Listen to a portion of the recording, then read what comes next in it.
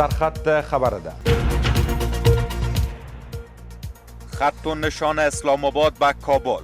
صدر बाइडन की एडमिनिस्ट्रेशन आ गई पर अफगानिस्तान पर उनकी सोच तकरीबन قریشی میگوید در مورد صلح افغانستان موضع اداره بایدن با پاکستان یکی است.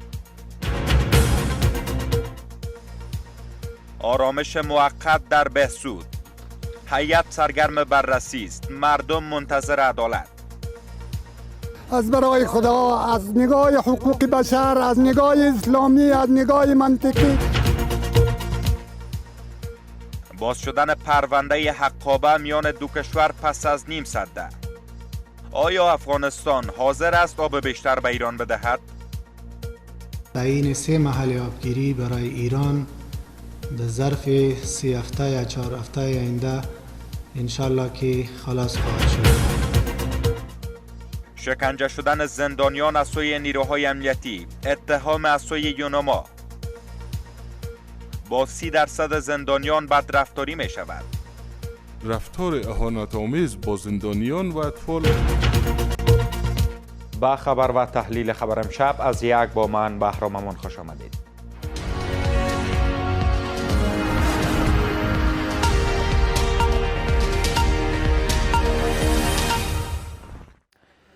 سلام و وقت بخیر. در بهسود دیشب نیروهای امنیتی ساختمان فرماندهی پلیس حصه دوم را ترک کردند. هیئتی که از کابل به محل رفته کار بررسی را آغاز کرده اما هنوز نتیجه بیرون نداده است. اما واقعا در بهسود چه می‌گذرد؟ همکارم امان فرهنگ که به محل نزاع رفته بود هر آنچه را از نزدیک دیده در این گزارش گردآوری کرده. راهی ولسوالی‌های دوگانه بهسود میدان وردک می‌شویم. ولسوالی‌هایی که از امن‌ترین بخش‌های میدان وردک به شمار می‌رود. اما از چندی به این سو چهره به شدت نظامی به خود گرفته است. نزدیک به 20 روز پیش فرمانده پلیس میدان وردک با نیروهای ویژه پلیس به این دو ولسوالی می‌رود. هدف این کار معرفی فرماندهان پلیس این دو ولسوالی گفته می‌شود. اما باشندگان بهسود می‌گویند حضور سنگین و طولانی نیروهای ویژه پلیس آنان را نگران کرده است. چندین نشست میان مردم و فرمانده پلیس برگزار می شود که محل را ترک کنند. پس از آن که دو طرف به نتیجه نمی رسند، مردم در نزدیکی ساختمان حصه اول بهسود مظاهره می کنند. این تصویرهای معترضان است که از سوی پلیس به ما داده شده است. پلیس می گوید شمار از این افراد مسلح بودند و به پلیس حمله کردند. در سوی دیگر این تصویرها را مردم محل با ما شریک می سازند که در آن دیده می شود نیروهای پلیس بر مردم شلیک می کنند.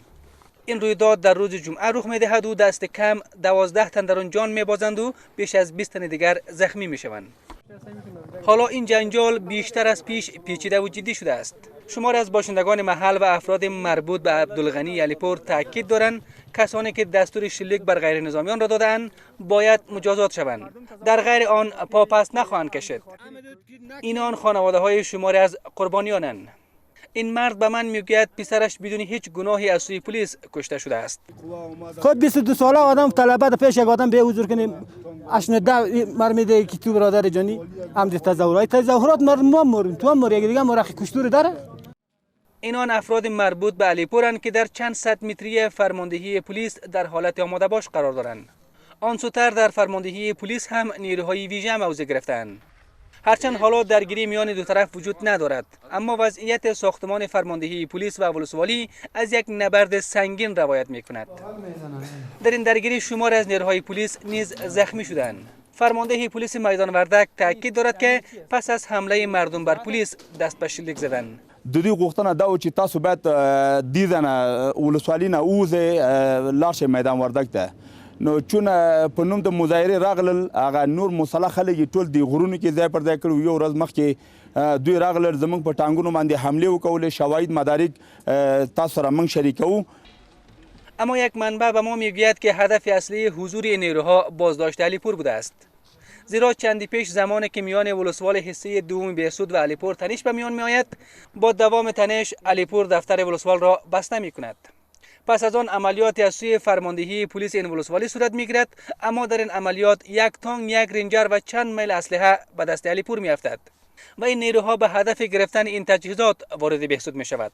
و گفتن که ما حساب کتابی با علیپور داریم و کسانی که اینجا اسلحه گرفتن، حکومت توپ و تانک و طیاره و قدرت داره، میتونه از اینا بازخواست کنه و اینا را در محکمه بکشانه. تک د دوړو ولسوالیو ته دوه ولسوالیو قومندانان معرفي کولو چې هغه موږ دواړه معرفي کړل. نور دغه تحکیمات او دغه وسایط چې خراب شوي د دې ترمیماتو باندې موږ کار کول. حالا برای بررسی این رویداد هیئتی از کابل به محل میرسد. 2 روز است که این هیئت کارش را آغاز کرده است. مردم خواهان رسیدگی جدی این رویدادند. پیرمرد ما را شهید کرد، اثر جنازه‌اش تنگ رفت. جوانای ما را شهید کرد، فرزندم در پیش رویم مرمی خورد، همچنانی که برادر عزیز ما گفت از پشت سرش مرمی خورد. اما هیئت اطمینان می‌دهد که این رویداد را به گونه جدی و بی‌طرفانه بررسی می‌کند. بررسی ما ادامه داره. در ختم بررسی انشالله شما را در جریان قرار میدیم. عامل اصلی مسئله باشه انشالله با پنج قانون کشانیده میشه و عدالت تامین میشه. هیئت در حال بررسی است، اما دیشب نیروهای ویژه و فرمانده پلیس حصه دوم بهسود ساختمان این ولسوالی را ترک کردند. هرچند منبع‌های امنیتی میگویند افراد مربوط به علیپور داخل فرماندهی پلیس شده بودند، اما افراد وابسته به علیپور با رد این ادعا میگویند نیروهای امنیتی خود این ساختمان را ترک کردند و اکنون ساختمان ولسوالی بسته است. این قرارگاه عبدالغنی علیپور است. او فرمانده جنبش مقاومت در بهسود است. آقای علیپور مدعی است که او مدافع مردم در برابر حملات کوچی‌ها و طالبان در اینجا سلاح برداشته است، اما حکومت او را مسلح غیر مسئول می‌داند و گاهی هم بین نیروهای او و حکومتی درگیری صورت می‌گیرد. امان فرهنگ، بهسود میدان وردک، تلویزیون 1. وزیر خارجه پاکستان میگوید که اداره بایدن و اسلام آباد در پیوند به افغانستان موضع مشترک دارند. شاه محمود قریشی در پارلمان این کشور گفته است که امریکا و پاکستان در مورد کاهش خشونت‌ها و نیز حفظ دستاوردهای 2 دهه در افغانستان همسو هستند. از سوی هم پنتاگون میگوید که امریکا با یک توافق سیاسی برای حل منازعه افغانستان متحد است. بهاءالدین انصاری جزئیات میدهد. همسویی امریکا و پاکستان در قبال تأمین صلح و ختم جنگ در افغانستان. شاه محمود قریشی وزیر خارجه پاکستان مسیر رسیدن به صلح در افغانستان را دشوار می‌خواند، اما تاکید می‌کند این روند آغاز شده و پاکستان نقش خود را برای تسهیل آن ادامه می‌دهد. آقای قریشی این را هم گفته که افغانستان اکنون به نقش معاونت پاکستان در روند صلح اعتراف دارد. दोनों पार्टीज की तकरीबन एक बायपार्टिजन कंसेंसस है. امریکا خواهان کاهش خشونت هاست، آنچه ما هم هستیم. امریکا خواهان حفظ دستاورد هاست و ما هم هستیم. برای نخستین بار افغانستان خود بر نقش معاونت پاکستان در روند صلح اعتراف کرده است. پاکستان حالا در افغانستان مشکل ایجاد نمی کند. روابط ما بهبود یافته است. اما برخی آگاهان به این باورند که اگر پاکستان از تامین منافع راهبردی خود در افغانستان اطمینان حاصل کند، ممکن با افغانستان دوستانه عمل کند. اگر حکومت در کابل شکل بگیره که برای پاکستان یک تهدید محسوب نشه و بر اساس منافع دو ملت فکر بکنه، پاکستان میتونه یک شریک استراتژیک برای افغانستان باشه. در این حال وزارت دفاع آمریکا میگوید نظامیان آمریکایی افغانستان را ترک خواهند کرد، اما مسئولانه و مبتنی بر شرایط. سخنگوی وزارت دفاع آمریکا در گفتگو با خبرنگاران در پنتاگون میگوید زمان پایان جنگ افغانستان رسیده، اما ایالات متحد میخواهد به گونه‌ای به این جنگ پایان دهد که با منافع آمریکا، شریکان آن و دولت افغانستان تمام شود. سخنگوی پنتاگون همچنین افزوده که واشنگتن برای حل سیاسی برای پایان دادن به جنگ افغانستان متعهد است. راه حل که به گفته او حکومت افغانستان بخش از آن باشد. در این مورد سخنان وزیر دفاع خیلی واضح بوده است. زمان پایان دادن به جنگ رسیده، اما ما می‌خواهیم این کار را مسئولانه انجام دهیم. ما می‌خواهیم آن را مطابق با منافع امنیت ملی خود و شرکای افغان خود انجام دهیم. با این حال کوربی میگوید تا اکنون در مورد حضور نظامیان آمریکایی در افغانستان تصمیم گرفته نشده، اما به گفته او پنتاگون مخالف هیچ گزینه‌ای نیست. از سوی هم کاخ سفید میگوید مشغول رایزنی با شریکان و متحدان آمریکا درباره افغانستان است. راهبرد ایالات متحده این است تا با شریکان و متحدان خود برای تصمیم گیری نهایی بیشتر رایزنی کند. در همین حال وزیر خارجه آلمان میگوید خروج نیروها از افغانستان باید مشروط بر پیشرفت در گفتگوهای صلح با طالبان باشد. در افغانستان گفتگوهای صلح ممکن تا پایان ماه می نتیجه بخش نباشد و نگرانی از این که طالبان گفتگو را ترک کنند و به راه حل نظامی رو بیاورند وجود دارد. بنابراین خروج نیروها باید مشروط به پیشرفت در گفتگوها باشد. همزمان نیک آسیا به نقل از مقامهای ارشد طالبان نگاشته است که رهبران طالبان از فرماندهان این گروه خواستند تا زودتر از حد معمول از تعطیلات زمستانی خود برگردند و موقفهای نظامی خود را دوباره در میدانهای جنگ اختیار کنند. بر بنیاد این گزارش رهبران طالبان به فرماندهان این گروه اطمینان دادند که رهبری طالبان خانواده‌های آنان را پشتیبانی مالی خواهند کرد. از لحاظ نظامی اصلا ناممکن است، یه خواب است، محال است، اصلا هیچ امکان نداره که طالبان بتونن با خشونت با کشتار مردم بیاین در افغانستان سلطه پیدا بکنن یا بالای افغانستان، بالای مردم افغانستان حاکم شوند. نیروهای امنیتی و دفاعی افغانستان ثابت ساختن که یا میتونن از مردم افغانستان دفاع کنن، با شکل مستقلانه دفاع بکنن. بر اساس توافقنامه ماه فوریه امریکا و طالبان، ایالات متحد باید تمام نیروهای خود را تا اول ماه می از افغانستان خارج کند. امریکا همکنون 2500 و ائتلاف برهبری ناتو 10,000 سرباز در افغانستان دارند. آقای آصف مبلغ استاد دانشگاه از ترکیه برای بحث بیشتر با ما وصل هستند. آقای مبلغ سلام بر شما، وقتتان بخیر. پنتاگون از ریزنی به خاطر حضور یا عدم حضور نیروهای خارجی در افغانستان خبر داده. فکر میکنید که تصمیم مناسب در وضعیت فعلی چی است؟ بمانه یا بره؟ من هم خدمت شما عرض سلام و ارادت دارم. شرایط فعلی شرایط هست که دو طرف، یعنی هم نظام فعلی افغانستان و هم طالبان در حال ارزیابی رویکرد کشورهای منطقه و نظام بین المللی در قبال صلح افغانستان هست. همانطوری که شما اطلاع دارید مدتی هست که مذاکره جدی بین دو تیم صورت نگرفته و دلیلش من احساس میکنم این هست که هر دو طرف منتظر موضع گیری نظام بین الملل، اداره آقای بایدن و کشورهای منطقه هست و در حال محک زدن هستند. بنابراین من تصور میکنم که قبل از واضح شدن بعض مسائل مثل کاهش خشونت، مثل وضعیت حکومت آقای غنی و بحث حکومت عبوری، رفتن نیروهای خارجی میتونه سیگنال اشتباهی را به طالبان مخابره بکنه و اونا باز هم احساس بکنن که در چانه‌زنی هایی که در مقابل نظام فعلی افغانستان دارن دست برتر را دارن. بنابراین من تصور من این هست که خروج نیروهای خارجی میتونه که به توهم طالبان افزایش بده. ولی یک شمار منابع بر روی طرز چند روز پیش گفته بودند که ممکن نیروهای خارجی در افغانستان برخلاف توافقنامه دوحه بماند در افغانستان ولی به صورت رسمی اداره جدید امریکا رد کرد این موضوع را. اگر قرار باشه که با گفته شما بماند نیروهای خارجی در افغانستان، طالب میپذیره یا نه آنچه که یاد کرده گفته که دوباره عملات را آغاز میکنه و از کشور دفاع میکنه؟ من تصور من این هست که متحدان ناتوی ما و شما و متحدان آمریکایی ما و شما فشار را باید بر یک حدی بر طالبان اعمال بکنه، اما نه به قیمت از دست رفتن فرصت صلحی که در دوحه قطر با وجود آمده. طالبان باید متوجه باشند که اگر به تعهدات خودشان عمل نکنند، دوستان پاکستانی هم باید متوجه باشند که اگر به تعهدات عمل نشود و گام عملی به سمت صلح برداشته نشود، در اون صورت ایالات متحده آمریکا و کشورهای بین المللی در برخورد با طالبان در کنار مردم افغانستان خواهد بود. همین فشاری که آقای مبلغ شما یاد میکنین که متحدان افغانستان بر طالبان وارد بکنند، چه نوع فشار است؟ چه فشار باید بر طالب وارد شود؟ در بعد سیاسی مذاکرات و رایزنی هایی را که با کشور پاکستان انجام شود بسیار مهم هست.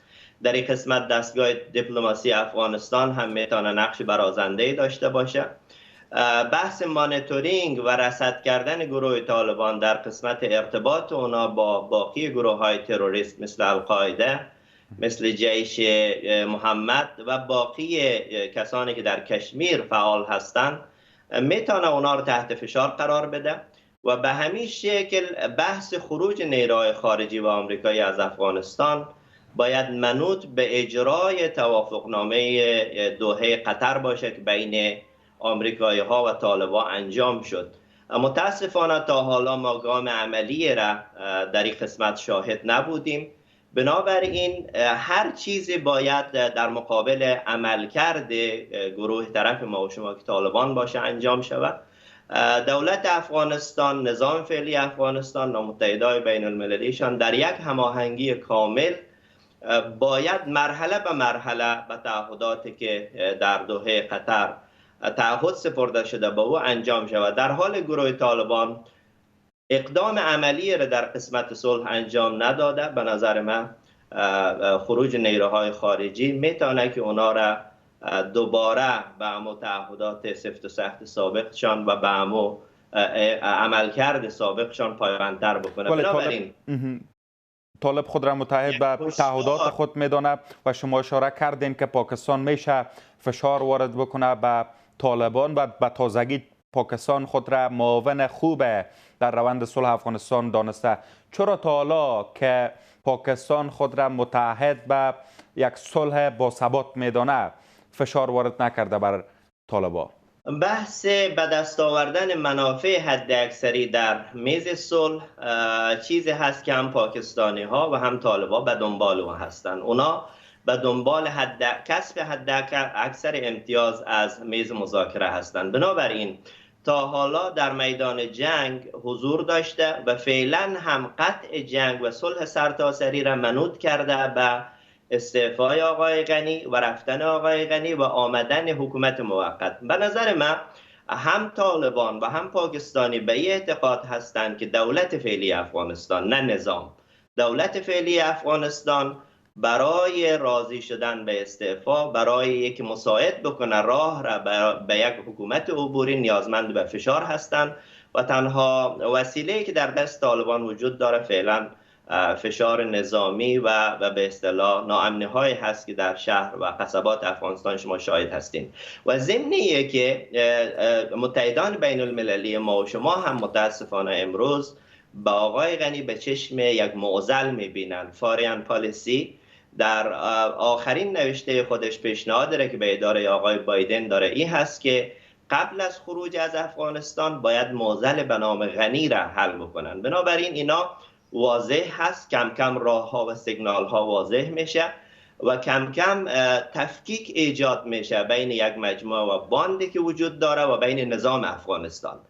ببینید یک عده از نام جمهوریت سوء استفاده میکنن و امروز منافع افغانستان را که بزرگترین مسئله امروز صلح و ختم جنگ هست، با دو تا استدلال اینا این فرصت را دارن از دست میدن. یکی بحث دفاع از جمهوریت که این سوء استفاده از واژه جمهوریت و نظام جمهوری هست و یک بحث دیگه را که مطرح میکنن این هست که آمدن حکومت عبوری را برگشت به عقب و از بین رفتن نظم کنونی عنوان میکنن، در حالی که فعلا شما شالوده سیاسی و حقوقی را که یک مجموعه به نام جمهوریت از او یاد میکنن در ظاهر شاید یک به اصطلاح قوانین مدون وجود داشته باشه، اما مجری فعلی قوانین جز آنارشیزم، جز قانون شکنی و جز مشکلات از همین موضوع میخواستم آغاز بکنم آقای مبلغ و بپردازیم روی موضوع. چنانچه یاد کردین رئیس جمهور اداره موقت را برگشت به عقب میدانه، واقعا چنین نیست فکر نمیکنین؟ به هیچ عنوان. ببینید مدل صلح بوسنی هرزگوین بسیار یک مدل خوب برای افغانستان هست. در مدل صلح بوسنی هرزگوین جامعه بین المللی بر دو طرف فشار وارد کردند و سیستم عبوری تحت نظر جامعه بین المللی ایجاد شد. در سیستم عبوری که فعلا معاهدات دیتون که در مورد صلح بوسنی بود جزئی از قانون اساسی بوسنی هرزگوین شده. ببینید چقدر مهم هست. بدون کدام مشکلی تحت نظارت بین المللی تعدیل قانون اساسی بوسنی انجام شد و حکومت در طی 20 ماه به یک حکومت منتخب منتقل گردید. حرفی را که امروز ارگ ریاست جمهوری عنوان میکنه و میگه که حکومت را فقط به یک حکومت منتخب دیگر خواهد داد، مشکلش این هست که متاسفانه در اجرای قوانین نافذه کشور مجموعه موجود بسیار خاطره بدی از خودش به جا گذاشته در انتخابات گذشته و در اعمال قانون همیشه سلیقه‌ای بوده و در بحث مبارزه با فساد. خب اگر از موضوع دور نریم آقای مبلغ، شما فکر میکنین که امریکا چقدر طرفدار اداره موقت است؟ همین پرسش هم از یک از اعضای ارگ پرسیدم که اگر امریکا یا طالب تضمین بکنه که اداره موقت برگشت به عقب نخواهد بود، شما میپذیرین؟ خب گفتن که امریکا رسما رد کرد که طرفدار اداره موقت نیست.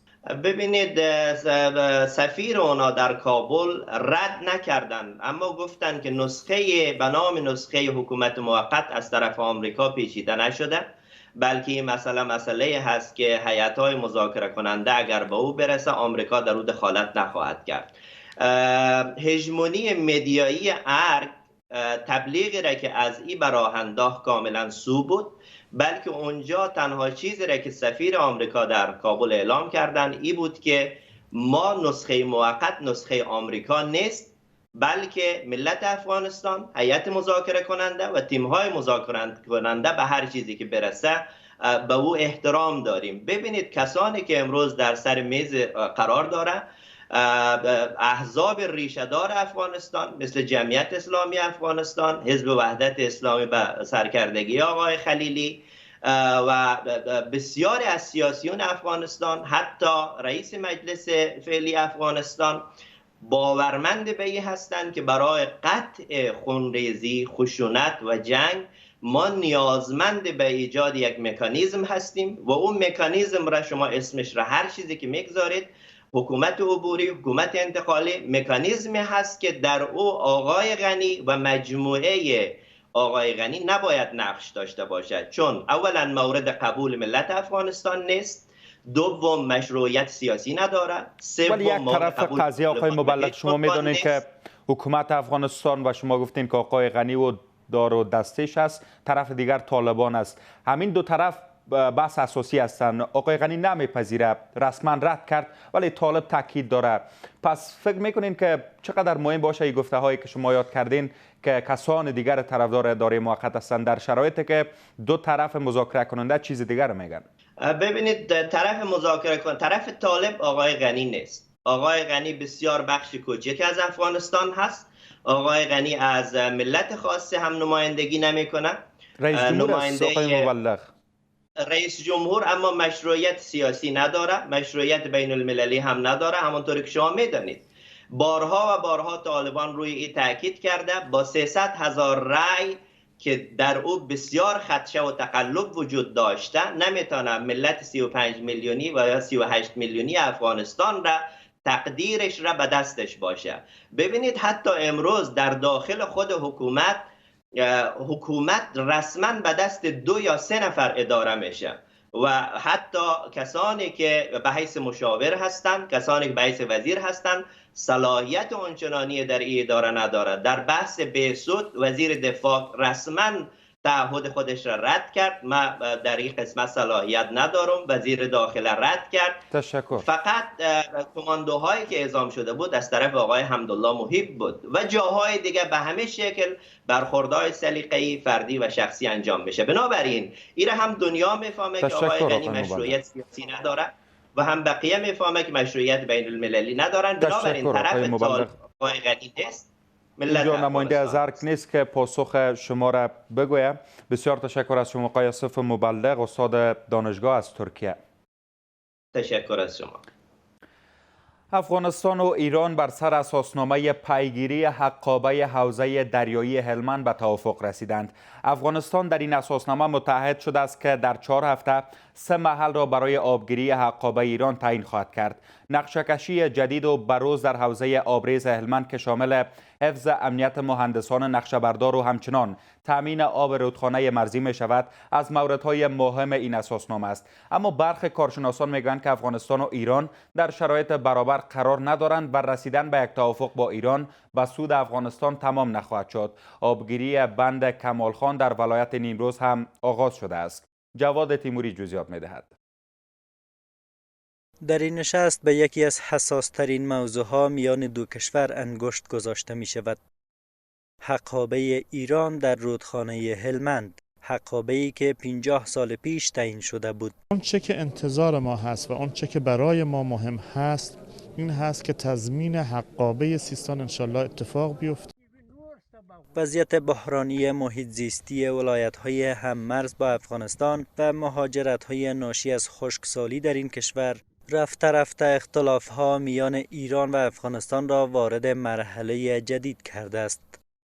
ایران که سالها از آب‌های افغانستان رایگان بهره برده، حالا اما مدیریت آب‌های افغانستان را برای خود چالش جدی می‌پندارد. از همین رو دو کشور پس از نیم قرن به تطبیق معاهده آب برگشته‌اند. معاهده‌ای که بر بنیاد آن افغانستان در هر ثانیه مکلف است 26 متر مکعب آب به ایران بدهد. نقشه ها که به دست ما اومد سازه هامون رو طراحی خواهیم کرد، سازه هایی که تضمین کننده دریافت حقابه جمهوری اسلامی است. اما با همه آبی که ایران دریافت می کند هنوز ناراض به نظر می رسد. گفتگو بر سر آب در یک شرایط نابرابر میان دو کشور صورت می گیرد. ایران ظرفیت کلان و منابع زیاد در مدیریت آبها دارد. این طرف افغانستان اما کمترین ظرفیت مدیریتی را در بخش آبهای مرزیش دارد.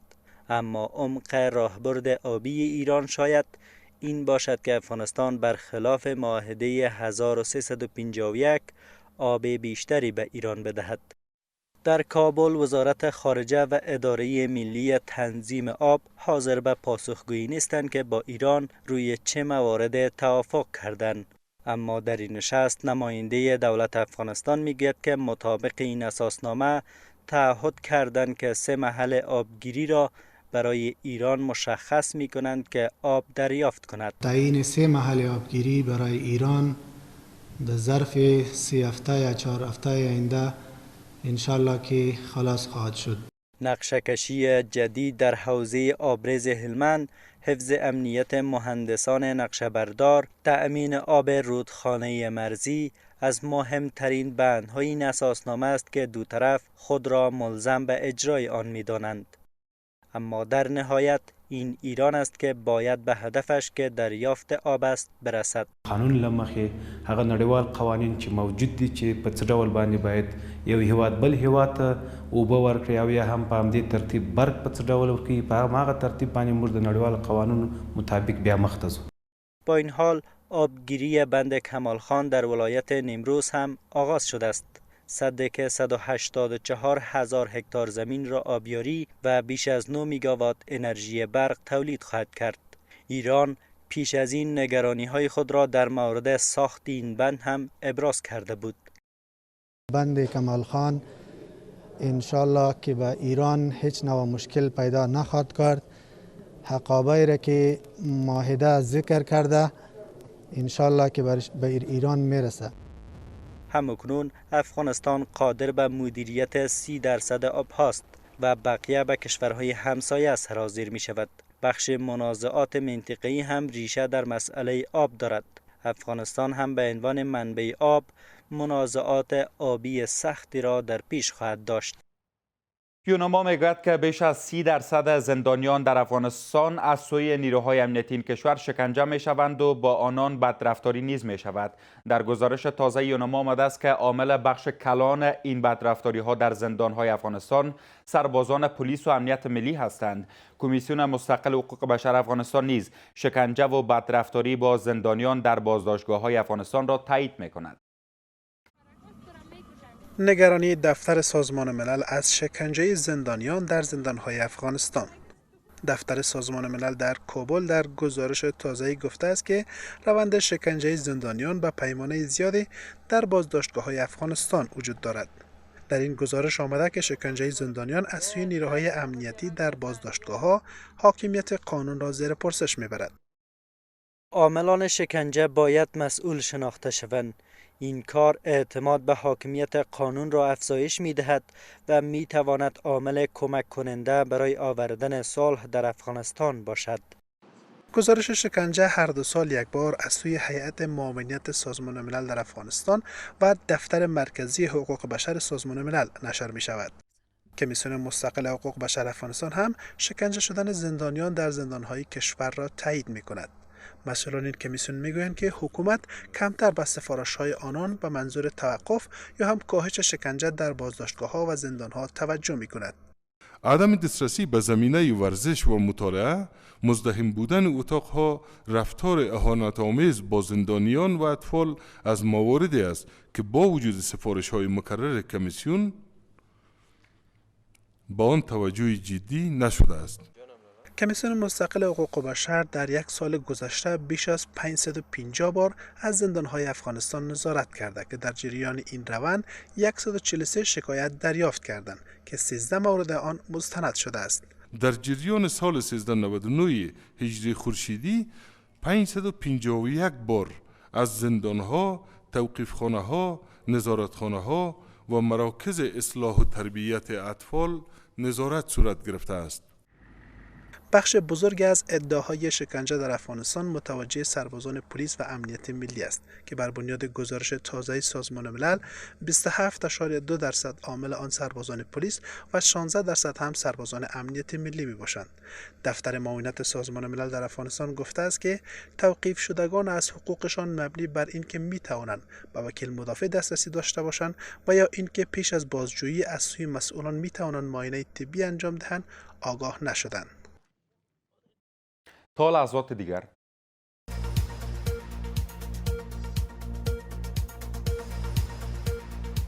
هفت کشته و 8 زخمی در 24 ساعت پسین در پی رویدادهای ضد امنیت در کشور.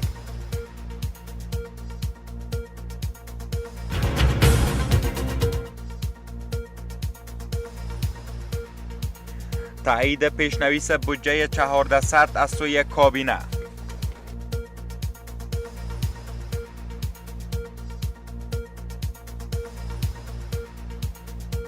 در پی رویدادهای گوناگون ضد امنیت در 5 ولایت 7 تن کشته و 8 تن دیگر زخمی شدند. در شبانه روز گذشته ولایت‌های کابل، قندهار، هلمند، ننگرهار و ارزگان گواه رویدادهای هراس‌افکنی بودند. بسیاری قربانیان این حمله‌ها نظامیان بودند. این روزها در کابل صدای انفجار بیش از هر صدای دیگر به پایتخت نشینان آشناست.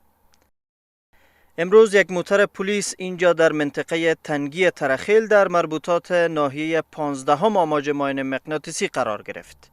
در این انفجار یک سرباز پلیس جان باخت و 3 تن دیگر زخمی شدند. در ماه اخیر 10 تروریست ماینگذار دستگیر شدند در کابل و سایر ولایات. این تروریست ها کسایی هستند که عضویت حقانی القاعده، طالب، داعش و یک تعداد مشترکاً عضویت گروه طالبان و داعش را دارند. این نشان دهنده همکاری طالبان و سایر گروه های تروریستی است. در ارزگان هم مردم روزشان را با صدای انفجار آغاز کردند. یک موتر بمبگذاری شده در ترنکوت مرکز این شهر یک پاسگاه نیروهای امنیتی را هدف قرار داد. 4 نظامی جان باخته و 3 تن دیگر زخمی شدند. تیره شپه د هیواد د دشمنانو لخوا د شپې 2:30 بجې د چنارک په سیمه کې د اردو او پولیسو په یو بیز باندې موټر بم حمله وکړه چې دا موټر بم په نتیجه کې زموږ 2 نفر اردو او 1 نفر پولیس او 1 نفر هم تیزش په شهادت ورسېدل. 3 نفر زخمیان لرو چې هغوی هم شفاخانې ته انتقال شوي دي. حالت اوس هلته نورمال دی او زموږ قوتونه ځای پر ځای دي. در شرق افغانستان اینجا در ننگرهار مردان تفنگدار پیش از شاشت امروز یک قاضی را ترور کردند. قندهار که مدت است گواه حمله های شدید طالبان در چندین ولسوالی بوده، اما امروز در مرکز در حوزه 9 گواه ترور یک امام مسجد بود. در انفجار ماین مغناطیسی در شهر لشکرگاه هلمند 2 تن به شمول 1 کودک زخمی شدند. اگر درست برنامه‌ریزی شود، مدیریت شود، جهت‌های اساسی برای سربازای عادی، قماندان‌های زیر دست، قدم‌های مختلف از نگاه مسلکی توضیح شود، اگر کاملا جلوگیری نمیشه حداقل کاهش به میان میاد. ترورهای هدفمند و انفجار ماین‌های مغناطیسی را حکومت کار طالبان می‌داند، اما طالبان می‌گویند حلقه‌های حکومتی برای به چالش کشیدن روند صلح دست به چنین رویدادها می‌زنند. آقای اسدالله ندیم آگاه امور نظامی برای بحث بیشتر با ما وصل هستند. آقای ندیم، وضعیت امنیتی فعلی حاکی چیست و از عینک نظامی چگونه دیده میشه؟ وضعیت امنیتی در حد قناعت بخش نیست. یعنی وضعیت امنیتی کاملا تاریک است، مبهم است. ما نمیتونیم قضاوت کنیم که وضعیت امنیتی در راستای درست است و مدیریت شده است. و من فکر میکنم مشکل اساسی در مدیریت اوضاع است. مدیرای ارشد یا نمیتونند یا نمیخواهند یا توانایی زیر ندارند که درست اوضاع را مدیریت کنند. یعنی تعداد قوای مسلح، توانایی قوای مسلح یعنی به این حد هم نیست که اوضاع از کنترلشان خارج شود و به این حد برسه. در صورتی که درست مدیریت شود، قوای مسلح با پرسنل حدود 300,000 گرچه 350,000 تشکیلش است، اما طوری گفته میشه حدود 300,000 این موجود است. یعنی این تعداد شمار در اوضاع امنیتی افغانستان کافی است. اینا خوب تجهیز شده هستند، بودجه دفاعیشان مشکل نداره، با کمک‌های خارجی اینا در حقیقت خوب مجهز هستند، معاش دریافت میکنند و تمام از هر جهت مرفوضند. بنابراین مدیریت مشکل داره. در صورتی که این تعداد سربازا نظامی ها درست مدیریت شود، کاملا اوضاع تحت کنترل میاد. درست روی کارکرد نهادهای امنیتی میاییم، ولی فکر میکنین که چرا تمرکز به این نوع انفجار انتحار شده؟ چرا موترهای دولتی و موترهای ملکی هدف قرار میگیرند؟ چرا مشخصاً ترور صورت میگیره؟ شیوه جنگ در واقع چرا تغییر کرده؟ در این مورد کاملا ابهام وجود داره. یعنی ما نمیتونیم یک طرف مسئول بدانیم. طرف‌ها اینجا درگیر هستند، نه تنها طرف‌های داخلی. بعضی کشورهای خارجی در افغانستان منافع متضاد دارند، میخواهند که اوضاع را به نفعشان تیره بسازند، تیره معرفی کنند و مسئول در اینجا مقامات ارشد امنیتی است، بخصوص ارگان‌های کشفی و استخباراتی است. باید ارگان‌های کشفی استخباراتی پیش از اینکه بعد از وقوع هر حادثه مستقیما یک گروه را متهم بسازند، باید مستندسازی کنند، در این موارد اسناد شواهد جمع کنند، بعداً ایش اسناد شواهد را و مراجع مربوط از قبیل یونما، سفارتخانه ها، امریکا، ناتو، اگر طالبان مقصر است در قطر بسپارند و بعد از واضح اعلام کنند که این در عقب عملات نظر به اسناد شواهد موثق ما داریم طالبان است و یعنی طالبان منیس گروه تروریستی شناخته شده. آقای ندیم، بعد از هر حمله که صورت میگیره نهادهای امنیتی میآیند میگن که کار طالب است. شما میگن که اینا بدون کدام شواهد و بدون کدام ادله اثبات میآیند مطرح میکنن این بحث را و بار از شانه های خودشان کم میسازن. همین گونه است؟ این رقت یک اظهار نظر بازاری است، غیر مسلکی، غیر فنی است. خصوصا بلندپایه ها فوراً اظهار نظر میکنن، اتهام وارد میکنن به یک طرف خاص نام گرفته. ای خود سوال برانگیز است. اگر اینا توانایی کشفی استخباراتی دارن، چرا مستندسازی نمیکنن؟ چرا شواهد جمع نمیکنن؟ چرا در دنیای شواهد ایران نمیکنن؟ چرا در این شواهد به مردم ارائه نمیکنن که مردم، دنیا، منطقه و اگر در عقب حملات طالبان باشه، طرفایی که با طالبان در معامله هستند، اونا از این آگاه نمیشن، در مورد طالبان حقایق نمیدونن. همین که یک دم اینا یک طرف متهم میسازن، خود سوال برانگیز است. خب چند عامل را دستگیر کردن و خودشان اعتراف کردن که کار طالب است و مربوط گروه طالبان میشه. مثلا بحث حمله بالای دانشگاه کابل، شما شنیدین که اعتراف کردن چند فرد. این در حقیقت در حد رسانه‌ای است. مثلا کسایی که با این نوع اطلاعات، با این نوع رویدادها سرکار مسلکی دارند و این اکتفا نمی‌کنند. باید مطالعات عمیق، اساسی و حقوقی صورت بگیرد. بعداً باید به طرف‌هایی که درگیر معامله هستند نه تنها داخلی خارجی پیشکش شود. در اون صورت مورد قبول واقع شده میتونه. تنها ما از طریق نشر اعتراف یک مظنون از طریق رسانه‌ها نمیتونیم یک گروه را کاملا مسئول بشناسیم. هیچ کس به طالبان براءت داده نمیتونه که اینا از عملات تروریستی بری هستند. اینا همیشه در این حملات درگیر بودند. اما باید در این گونه حملات، خصوصا در حملات چند ماه اخیر، هر گروهی که درگیر است از نگاه مسلکی، فنی، حقوقی مستند سازی شود، شواهد جمع شود، بعداً در همه طرف‌ها ارائه شود تا همه طرف بدانند که مسئول کی است. اما این و فوراً متهم ساختن یک طرف کاملا غیر مسلکی است. آقای ندیم، خب هر کس یا هر گروه کس حکومت طالب را متهم میکنه، طالب رد میکنه و بعضا خود حکومت را متهم میکنه. در کنار اگر بگذاریم چگونه موفق میشن تا ماین مغناطیسی را وارد شهرها بسازن، توسط یک مستری یا توسط هر شخص دیگر به هدف خود برسانند و منفجر بسازند، با توجه به اینکه هزاران نیروی نظامی در کابل و در افغانستان مستقر هستند؟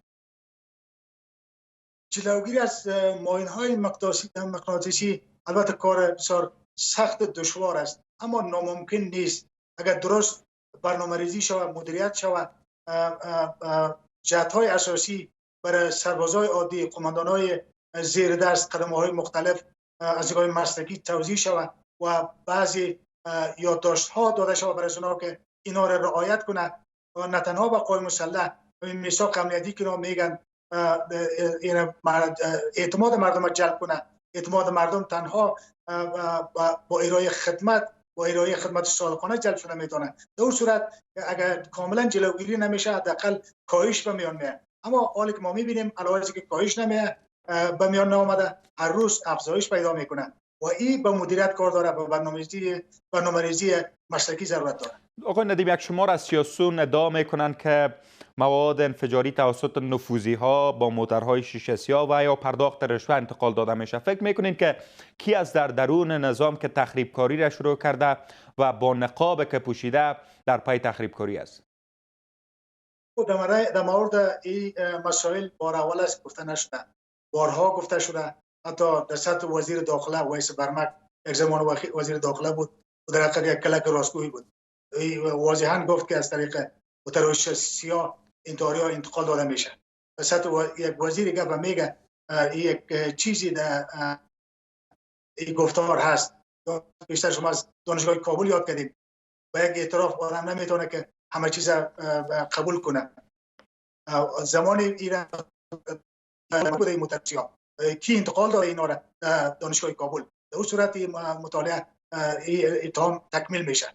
در نظام البته چند دستگی وجود داره. در نظام این نیروهای نیابتی وجود داره. دستگاه بلند اینا به نفع نظام کار نمیکنن، به نفع کشورهایی که وابسته هستند کار میکنن. همین موضوع و تخریب کاری میکنن. سوال برانگیز است آقای ندیم که چرا ریشه یابی نمیشه؟ به گفته شما که سالهاست این موضوع وجود داشته، چرا ریشه یابی نمیشه به باور شما؟ یک علت داره ریشه یابی نمیشه، چون اینها دستوی بلند قرار دارن، اینا تصمیم گرفته هستند و اینا زور کس نمیرسه. این یک علت است. درست. و برنامه هایی که حکومت در پیش گرفت، جلسات 6.5 میثاق امنیتی یک شمار نقد میکنن، ولی فکر میکنین که بدیل از اینا وجود داشته باشه؟ این جلسات که امنیتی اینا دایر میکنن زیای وقت است. بهتر است که را تعطیل کنن، همین وقت مصرف نکنن. اولش ما زیبای هیچ ریتوریک ببینیم 6.5 بجه کسی که در داخل حرب میاد، در شورای امنیت میاد، باید او 4 بجه بیدار شوند و یک عالم پروسیدور امنیتی و تلاشی ایناست که خود جلسه برسونه. جلسه اونجا 1 ساعت 1.5 ساعت دوام میکنه. این در حقیقت انرژی روزه کسی که اشتراک میکنه در اینجا مصرف میکنه، در کار خود میره بدون انرژی میره. بدیل چی است آقای ندیم؟ بدیل این برنامه ها چی است؟ بدیلش ایست که هر کس بگذارن در وظیفه خود مطابق برنامه 24 ساعته‌ای که همیشه قطعات نظامی، مفرزهای نظامی، جزامهای نظامی، ادارات نظامی برنامه 24 ساعته بر خود دارند. از این برنامه‌های طولانی مدت بگذارن، همین برنامه 24 ساعته را بسیار به جدیت تعقیب کنند و عملی کنند و این بدیل است و کنترل باشه و کسی که صادقانه خدمت میکنه از او تقدیر به میان میاد و به کسی که وظیفه اجرا کرده نمیتونه او را تقدیر نکنن. ولی ما در بسیار موارد میبینیم که کسایی که متهم هستند کمکاری کردن و حتی به جرم جنایت حذف شدن از یک مقام امنیتی، دوباره در یک مقام امنیتی تعیین میشن. ایست که یک نوع دلسردی در میان نظامی ها، صفوف نظامی ها به میان میاره. هیچ کس آماده نمیشه که صادقانه وظیفه انجام بده. بسیار تشکر از شما آقای اسدالله ندیم، آگاه امور نظامی که روی خط اسکایپ با ما بودین. کابینه برای سومین بار پیشنویس بودجه سال مالی 1400 را تایید کرد. ریاست جمهوری ابراز امیدواری می‌کند که مجلس نمایندگان این بار طرح بودجه را تصویب کند، اما شمار از عضوای مجلس نمایندگان می‌گویند اگر در پیشنویس سند بودجه سال مالی 1400 اصلاحات پیشنهادی آنان گنجانیده نشده باشد، بار دیگر آن را رد می‌کنند. آنان تاکید دارند که یکسانسازی معاش کارمندان دولتی خط سرخشان است. تا لحظات دیگر. آزار جنسی و تجاوز بر بانوان در اردوگاه‌های محل نگهداری مسلمانان اویغور در چین. یافته‌های یک گزارش تازه. اداره ملی امتحانات در سال جاری بیش از 100 میلیون افغانی از درک حق شمول داوطلبان آزمون‌های رقابتی در بخش‌های گوناگون گردآوری کرده است. این اداره همچنان برای جلوگیری از فساد در روند آزمون‌ها سیستم بایومتریک را فعال ساخته تا داوطلبان در چندین مرحله شناسایی شوند. آقای یما امان، رئیس عمومی عملیاتی و تکنیکی اداره ملی امتحانات، برای بحث بیشتر اینجا در استودیو حضور دارند. آقای امان، بسیار خوش آمدین به برنامه.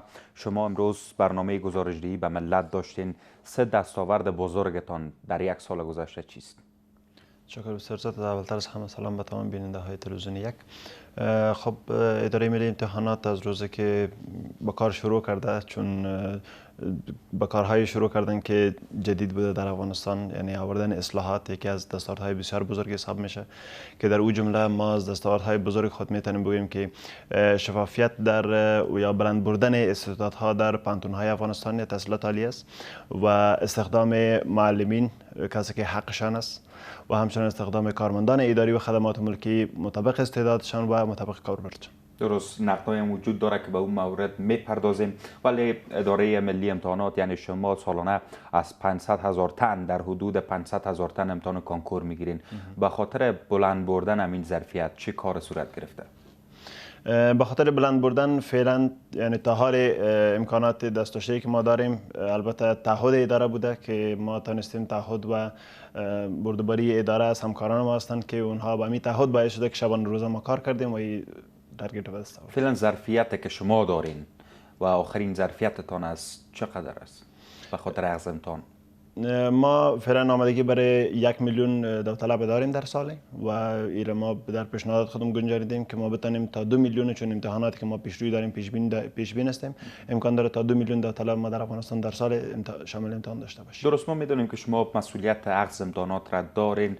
چقدر میشه بالای شفافیت کار شما مردم باور بکنه؟ خب شفافیت کار ما نمیگیم از مردم خواهش ازین نمیکنیم شما لطفاً باور بکنین. مردم خودشان بر ما شفافیت به اصطلاح از طریق رسانه است، از طریق صفحات اجتماعی هستند. شفافیت اداره ملی امتحانات رونما است. اما من یاد کردم که نقدای وجود داره که امتحان شفاف نیست. مردم انتقاد میکنن که هنوز هم بحث واسطه و واسطه بازی در کار است. خب مشکلی که ما در افغانستان داریم در قسمت ازی است که تعداد داوطلب زیاد است ولی ظرفیت جذب تا حال در دوایر دولتی پایین تر است. فرضاً در بس‌های اصلاحات اداری، بس‌های 5-6 وقتی ما امتحان میگیریم، بر یک بس ما تو بس‌های را داشتیم که در حدود 100 بلندتر داوطلب داشتن، ولی در اونجا چون یک بس است و یک نفر به اونجا کامیاب میشه، ما نمیگیم که کسایی که بی نتیجه ماندن اونها خدا نخواسته بی استعداد هستند، ولی اون یک نفری که پیشی میکنه و یک نمره رو میگیره طبعا 99 نفر دیگه که میمونه اونها. خب یک شمار میگه که یک نفر شاید یک کس باشه که بر اساس واسطه آمده، بر اساس یک تفاهم آمده، نه بر اساسی که شایسته امو بست بوده. خب قسم که امروز شما شاهد گفته های رئیس عمومی اداره ما هم بودین. ما باز هم از طریق رسانه ها، از طریق دوستا، از طریق تمام رسانه های اجتماعی به اصطلاح اطمینان میتیم به همگی که هر قسمتی که اونها شک و تردید دارن اداره ملی امتحانات در خدمت است که جوابده باشه. درست. یک کار که شما براتون نباید سخت باشه بحث آگاهی دهی است، درست است، ولی هنوز میدانیم که یک شمار از داوطلبان کانکور یا سایر امتحانات حتی نمیدانند که روز امتحانشان، ماه امتحانشان چه زمان است. چرا کمرنگ است برنامه آگاهی دهیتون؟ کمرنگ بوده در واقع برنامه آگاهی دهی؟ یعنی اگر ما خب ما یک فیصدی را داریم که در امتحان ما به چی تعداد داوطلب حاضر داریم. ما از جمله داوطلبانی که در امتحان ثبت کرده در عموم امتحانات، البته امتحانات جنبه های مختلف دارند، ولی در عموم امتحانات ما در حدود 90 تا 95% حاضر داریم در امتحان. پس این نمایندگی از این میکنه که ما در بخش اطلاع رسانی خود کامیاب بودیم و ما به اینا خبر رساندیم. و هر امتحانی که ما میگیریم حداقل، یعنی امتحانی که کمترین وقت ما برای داشتیم نظر به مشکلات تکنیکی، ما از یک هفته زودتر داوطلبا را خبر ندیم. تنها بحثی نیست که یک شمار از روز امتحانشان آگاهی ندارن، یک شمار حتی نمیدانند که چگونه خانه پوری بکنن چون اطلاعات کافی برشان رسانیده نشده از جانب شما. خودتان هم میدانید که شما در واقع با چالش از این روبرو هستین که خانه پوری فرم ها با مشکل روبرو است، درست است؟ خب این نشان دهنده از این نیست که اطلاع رسانی شما کم رنگ بوده؟ خب اگر معلومات دقیق ما بر شما ارائه بکنم، نظر به اطلاع رسانی و آگاهی دهی که امسال ما برای انداختیم در حدود 80% اشتباهاتی که داوطلب در جریان خانه‌پوری فرم در اونها اصلاح شده، چون ما ورقه اینها را هر سال بررسی میکنیم. و در قسمت آگاهی دهی ما امسال به ولایات رفتیم، در ولایت ما پوسترها را چاپ کردیم، با مکاتبشان پوسترها را رساندیم و از طریق بالاخره تا زمانی از معلمی که اونها در صنف درس یاد گرفتن، ما به اون معلم هم اطلاع رسانی کردیم تا شاگرد خود خبر بسازن. از طریق رسانه ها چی؟ از طریق رسانه ها ما از طریق صفحات اجتماعی خود، از طریق رسانه ها، تلویزیون ها، همیشه ما برنامه‌های داشتیم. خود تلویزیون یک ما چندین برنامه آگاهی دهی داشتیم. درست. مردم زیاد بالای امتحانات مراکز آموزشی خصوصی باور ندارند و میگن که فقط خانه‌پوری که سیاه بساز کامیاب هستی. نظارت چرا ندارید از امتحانات مراکز آموزشی خصوصی؟ مراکز خصوصی را ما امسال خوشبختانه برشان یک دیتابیس تعیین کردیم که اونجا ما در کل ما از محصلین خیالی در قدم اول جلوگیری کردیم و ما نظارت امتحانات کانکور مؤسسات تحصیلات عالی خصوصی را به عهده داریم امسال. امتحاناتی که در مراکز آموزشی خصوصی عقد میشه، شما چک و بررسی میکنین یا خود نهاد خصوصی؟ نوعیت سوال، نوعیت امتحان خودشون برگزار میکنه. از برگزاری امتحان و نحو امتحان، تعداد سوالشان، نوعیت سوالاتشان ما بررسی میکنه. نظارتتون چگونه است؟ فقط سر میزنین که امتحان چگونه سپری میشه یا نه واقعا نظارت جدی دارین؟ ما نظارت جدی داریم. ما تعداد شاگردان را برای خود قید میکنیم، تعداد شاگردانی که چی تعداد سوال ها را حل کردن اونها را به خود قید میکنیم. تمام شهرت داوطلب ما نزد خود داریم و اونها رو ما باز دوباره با نتایجشان با کتاب اساس به تمام ویرم چک میکنین که چند نفر بی نتیجه مونده، چند نفر نتونسته کامیاب شوه، چند نفر کامیاب شده، اینا را میپرسین باز؟ بله، ما در جریان امتحان وقتی هیئت ممتحن ما میره، تمام داوطلبایی که در جریان امتحان نشستن از اونها حاضریشون با امضای خود داوطلب جمع میکنن و فرم های تعدادی که ثبت نام کرده نور هم ما با خود میگیریم. باز یک تمام معلوماتشون ثبت سیستم دیتابیس مؤسسات تحصیلات عالی خصوصی شد. ما دوباره به پانتون مربوطه احوال میدیم که اینا شما نتایجتان ثبت کنید. اونها نتایجشون باز ما بررسی میکنیم، تعداد نتایج کامیاب شده اونجا ثبت میشه و تعداد بی نتیجه هم ثبت سیستم. بلندترین میزان بی نتیجه ها چه مقدار بوده در امتحان مراکز خصوصی دانشگاه خصوصی؟ احصای دقیق نداریم. درست. برنامه چی از به خاطر اصلاحات بیشتر، به خاطر از امتحانات شفافتر، به خاطر از اینکه اداره ملی امتحانات به یک نهاد شفاف و قابل باور تبدیل شود؟ خب خوشبختانه اداره ملی امتحانات اگر بگوییم که در از جمله اکثریت نهادهای دولتی با شفافترین اداره است فعلا هم، ولی باز هم کارهای تکنیکی ما در صدد زی هستن که بتونیم ما سهولت‌های را، یعنی در قسمت شفافیت فکر نکنیم که ما بعد از به شفافیت بیشتر در کشور مثل افغانستان دست یابیم، ولی بعضی کار ما تماما برای آوردن سهولت برای داوطلب است. یعنی ناامید هستین که نمیتونین بیشتر شفاف بسازین امتحانات؟ ما در شفافترین مرحله خود رسیدیم. سپاسمند حضورتان آقای امان. اعتراضهای 2 روز گذشته شمار از شهروندان کشور در واکنش به اظهارات میررحمان رحمانی رئیس مجلس نمایندگان در مورد حکومت موقت با واکنش‌های به همراه شده است. فعالان مدنی و فرهنگی سوء استفاده از مردم در بازی‌های سیاسی را توهین به کرامت انسانی و اخلاقی این شهروندان می‌دانند و از سیاستمداران می‌خواهند که مردم را قربانی از سیاست‌هایشان نکنند. برای اعتراض در برابر طرح حکومت موقت از سوی رئیس مجلس نمایندگان به اینجا آورده شدند. کارگران فقیری که ظاهراً دغدغه سیاسی ندارند، از این رو خلاف شعار دست داشتهشان خواهان حکومت موقتند. یک حکومت موقت میخوایم. ما را آوردن نمیشه میشه دیگه. از کجا آوردن شما؟ از طرف سر امروز هم شمار دیگر از شهروندان کشور در واکنش به طرح حکومت موقت گرد همایی اعتراضی برپا کردند. میگویند به دفاع از جمهوریت در اینجا آمدند. په موقت اداره کې دا طرح چرچه راوړې دا د خارجانو طرح ده دا د غلامانو طرح ده. ما به خاطر نه به خاطر پروژه اینجا آمدیم و نه به خاطر منافع رهبرای سیاسی آمدیم، صرف به خاطر وطن و به خاطر قربانی نیروهای امنیتی. هغه خلک چې د موقت حکومت ناری وهي، هغه دو پاسپورته شخصیتونه چې دي، هغه اگر چې د حکومت په چوکاټ کې داخل ځینې خلک دي، مغرض اشخاص دي. اما شمار از فعالان مدنی استفاده سو از کارگران فقیر و شهروندان عادی جامعه در بازی‌های سیاسی را کار ناروا می‌خوانند. تاریخ افغانستان نشان میده که مردم افغانستان همیشه قربانی بازی‌های خام سیاستمدارانشان میشه. خیلی امیدوار هستم که در بازی حساس کنونی بین حکومت و بین پارلمان سیاستمداران افغانستان سرنوشت مردم افغانستان بازی نکنند و مردم افغانستان یک بار دیگر قربانی نسازند. این اعتراضها پس از اظهارات رئیس مجلس نمایندگان در مورد حکومت موقت و ایجاد کمیته نظارت مجلس نمایندگان از روند صلح شکل گرفته است. اما اعتراض دیروز که در آن شمار از کارگران عادی آورده شده بودند از دید بسیاری ها یک کار غیر اخلاقی است. کارگرانی که مزدبگیر هستند و در به خاطر پیدا کردن نان از خانه بیرون میشن و کارگر هستند، از اونها به سود دموکراسی و جمهوری تقلبی خودشان استفاده سو میکنن که هم اخلاقا نادرست است و هم به لحاظ عرف سیاسی یک کار غیر اخلاقی و نادرست است. سرکوب و هدف قرار دادن اعتراضهای مدنی مسالمت آمیز در چند سال گذشته سبب شده که دیگر کمتر راهپیمایی گسترده در کشور به ویژه در کابل برگزار شود. حرف فعالان مدنی و سیاسی این است که نباید از محرومیت مردم در بازی‌های شخصی و سیاسی استفاده نادرست شوند. چند خبر کوتاه از جهان. BBC به شواهد و گزارش‌های دست یافته است که نشان می‌دهد بانوان در اردوگاه‌های محل نگهداری مسلمانان اویغور در چین به گونه سیستماتیک مورد تجاوز، آزار جنسی و شکنجه قرار می‌گیرند. بانوان زندانی در این اردوگاه گفتند که گواه بودند در آن حدود 100 نفر از بازداشت شدگان مجبور شدند تجاوز گروهی محافظان نقابدار را به یک زن نظاره‌گر باشند. پیش از این مدرک‌های از سوی BBC نشر شد که نشان میداد چین به گونه سیستماتیک صدها هزار مسلمان اویغور در اردوگاه‌های واقع در غرب منطقه سیکیانگ شستشوی مغزی می‌شوند. سازمان ملل در چند سال گذشته نسبت به ایجاد این اردوگاه‌ها ابراز نگرانی کرده و گفته است که بیش از 1 میلیون نفر از مسلمانان عمدتاً اویغور به ظن داشتن گرایش‌های دینی در این اردوگاه‌ها زندانی هستند.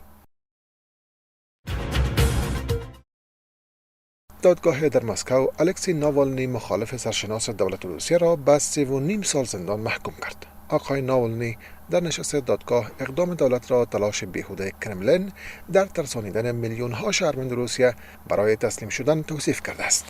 ناوالنی برجسته‌ترین منتقد رئیس جمهور روسیه 2 هفته پیش هنگام بازگشت از آلمان بازداشت شد.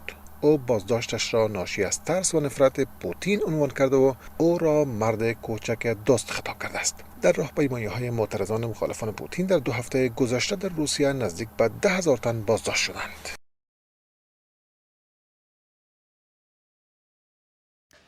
بیننده های عزیز، از توجه و همراهیتان جهان سپاس. وقتتان بخیر. خدا نگهدار.